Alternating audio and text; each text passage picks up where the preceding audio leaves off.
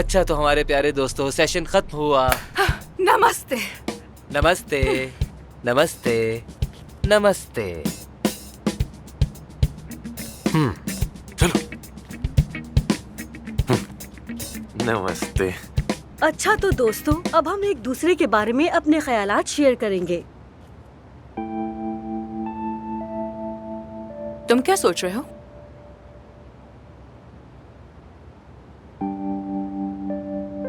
तुम्हारे जहन में कोई तो है, लेकिन तुम सोचने से भी डरती हो, क्योंकि तुम्हें लगता है कि तुम्हें मायूसी होगी। तुम एक कदम बढ़ाती हो, लेकिन फिर पीछे हट जाती हो। दर्द होता है तुम्हें।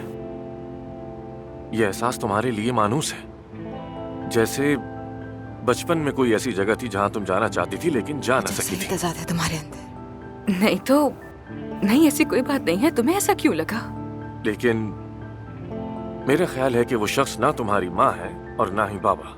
तुम्हें लगता है कि जैसा उन्होंने तुम्हारे साथ किया वैसा ही वो शख्स भी करेगा, इसीलिए हिम्मत नहीं कर पाती। ठीक है, बस बहुत हो गया ये सब। क्या खत्म हो गया ये सेशन? मैं जा रही हूँ।